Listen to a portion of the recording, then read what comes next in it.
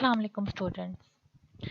Analysis of circuits में आज हम किरचॉफ्स रूल्स को स्टडी करेंगे। प्रीवियस लेक्चर में हमने register in series and register in parallel के थ्रू एनालिसिस ऑफ सर्किट को स्टडी किया था, लेकिन कॉम्प्लिकेटेड सर्किट्स के लिए फिर हम किरचॉफ्स रूल्स को अप्लाई करते हैं। तो Kirchhoff's rules are formulated by famous scientist Gustav Kirchhoff's. He is a German physicist, or he worked with another scientist, Robert Bunsen. And Kirchhoff and Bunsen ने और भी इन्वेंशंस की, जैसे कि spectroscope, and discovered the elements cesium and rubidium and invented astronomical spectroscopy.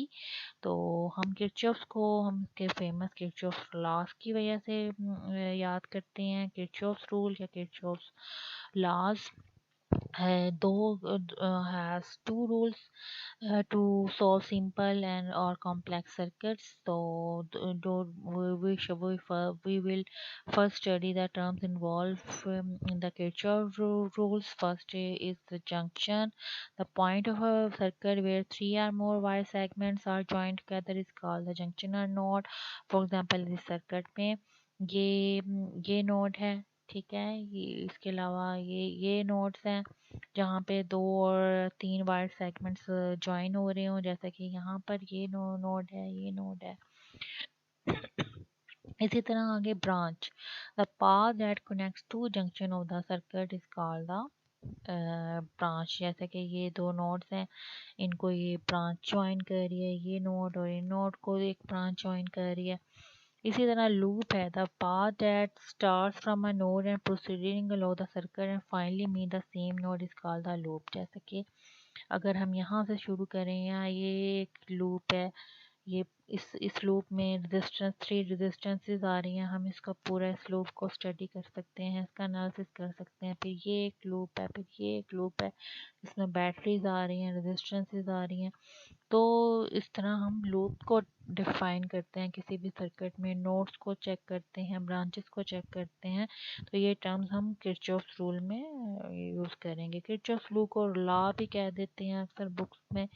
Kirchhoff's current law KCL से इसको represent करते हैं। ये सब simple rule which state that the algebraic sum of all currents meeting at a node of a circuit is zero. Sum of current is equal to zero. For example, this is the node where three currents are entering from three branches of the circuit and next two branches में क्या हो रहा है, current leave कर रहा है। यहाँ पे एंटरिंग पॉइंट्स हैं और ये these are the leaving points.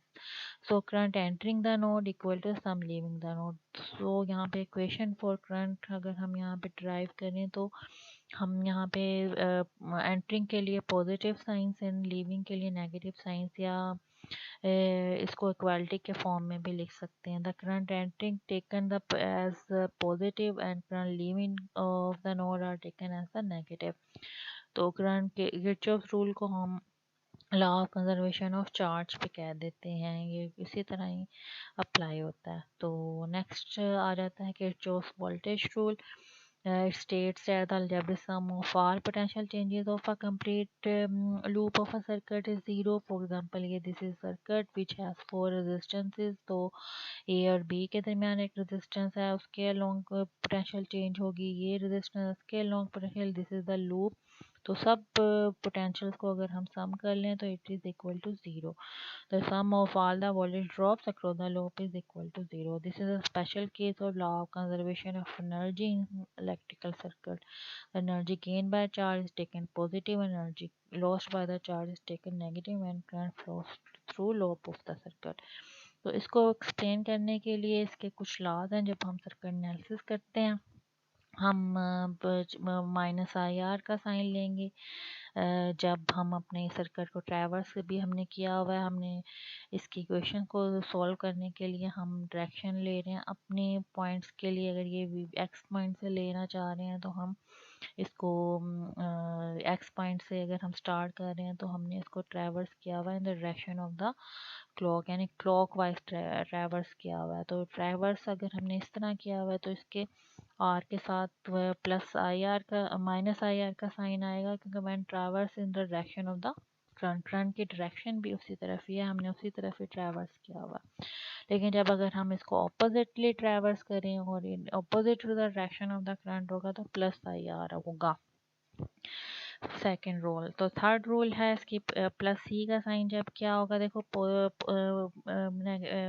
EMF का साइन होता है नेगेटिव टू पॉजिटिव। तो यहाँ पर ईएमएफ ट्रैवर्स है in the direction of the change in potential plus E होगा जब when traverse in direction of the EMF. Traverse भी उसी तरफ है और हमारे ईएमएफ का सोर्स भी उसी डायरेक्शन के शो कर रहा है। तो ये बात भी यहाँ पे प्लस साइन आएगा, लेकिन नेगेटिव साइन आएगा अगर हमने एसेस और ट्रैवर्स किया होता और हमारा ये ईएमएफ का साइन नेगेटिव टू पॉजिटिव इस तरफ ऑपोजिट डायरेक्शन में आ जाता, तो फिर हम माइनस का साइन लगा देते। तो ये हम पे डिपेंड करता है कि हम सर्कल को क्लॉकवाइज ट्रैवर्स करें कि एंटी क्लॉकवाइज करें, लेकिन इक्वेशन वो सेम ही एंड रिजल्ट सेम ही आता है और मेक्स नो डिफरेंस। और स्टार्टिंग पॉइंट हम कहीं पे भी ले सकते हैं।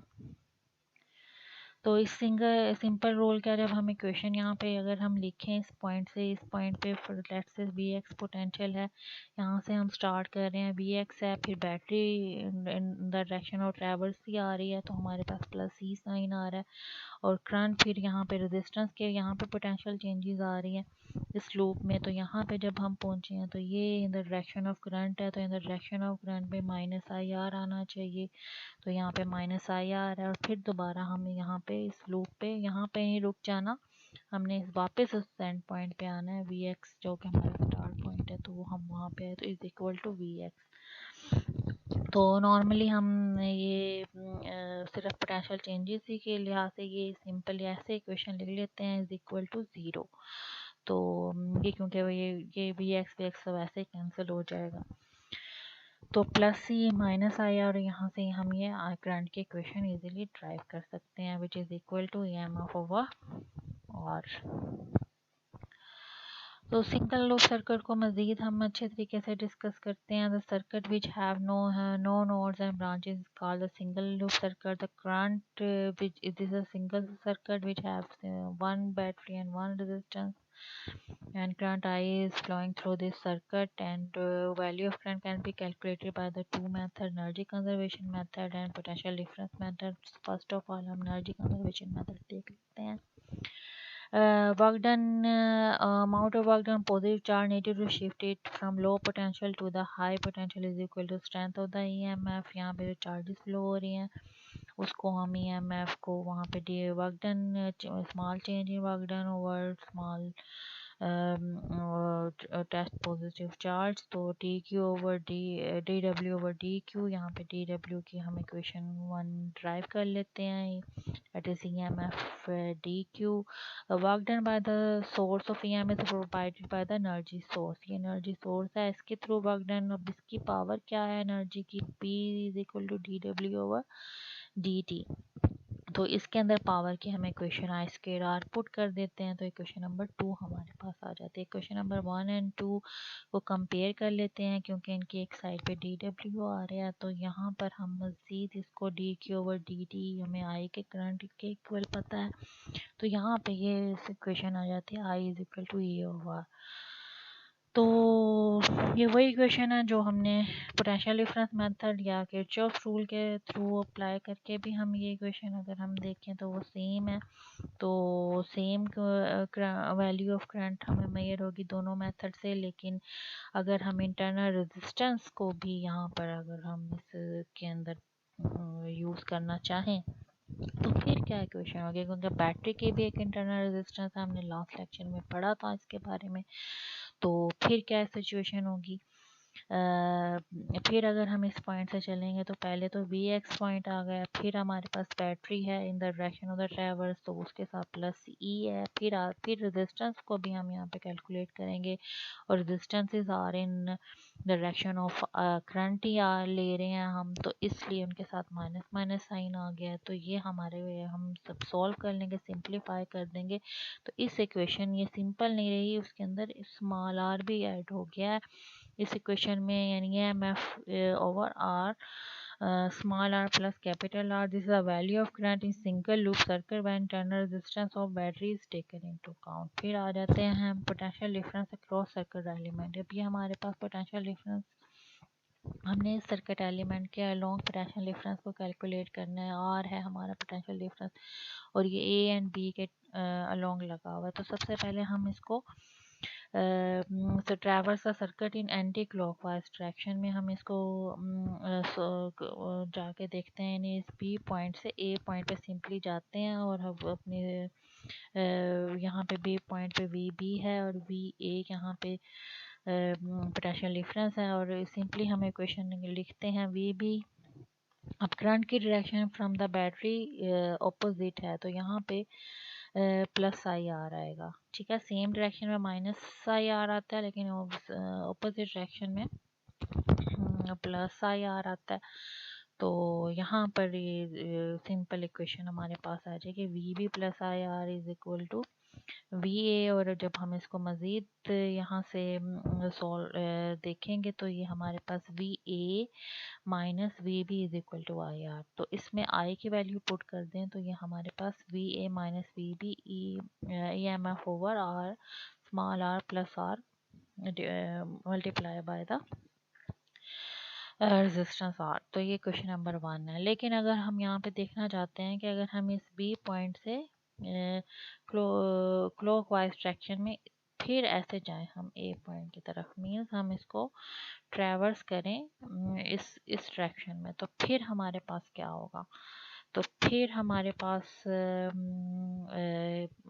इक्वेशन बनेगी इस पॉइंट से वी बी आ रहा है, फिर ये हमारे पास EMF सोर्स आ रही है in the direction of traverse ही आ रही है। तो इसलिए हम उसके साथ पॉजिटिव साइन लेंगे और माइनस आई आर, क्योंकि करंट की डायरेक्शन में ही आर आ रहा है तो माइनस आर यहाँ पे करंट की डायरेक्शन में आ रहा है, वहाँ पे ऑपोजिट में था तो प्लस यहाँ पे करंट की डायरेक्शन में ये स्मॉल आर आ रहा है।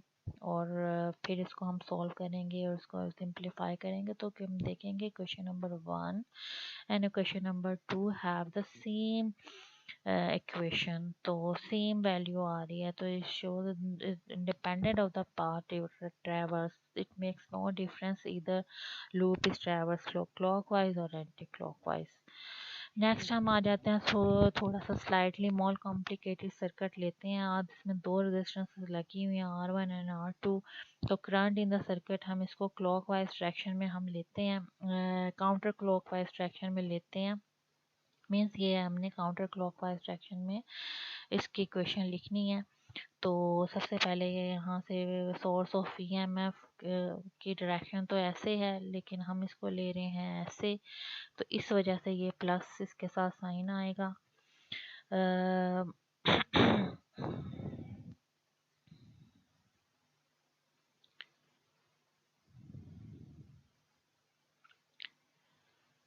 ठीक है, तो फिर उसके बाद आ जाता है यहाँ पर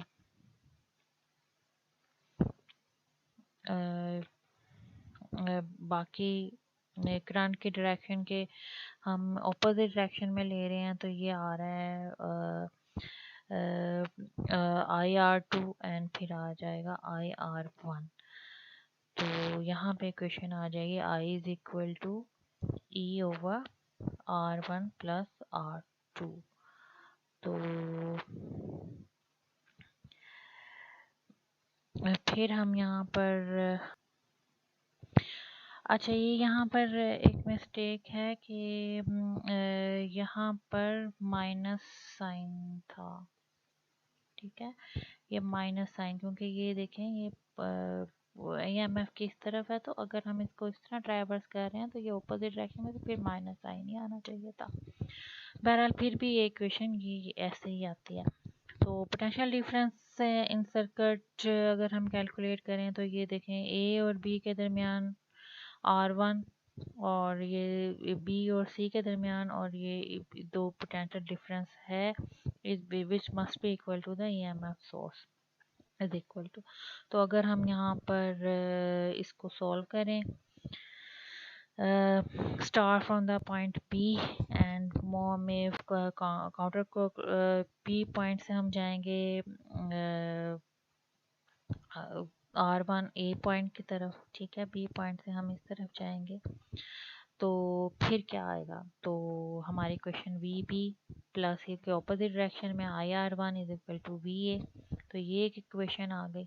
फिर उसके बाद इसको हम सॉल्व करते हैं, VB minus VA change in potential difference, ठीक है। तो ये हमारे पास इसमें I की वैल्यू ये वाली, ये जो हमारे पास आई है, ये पुट करके हमारे पास ये इक्वेशन आ जाएगी। इसी तरह BBC को भी हम जब कैलकुलेट करेंगे उसकी भी इक्वेशन इसी किस्म की आएगी, लेकिन R1 की जगह R2 आएगा।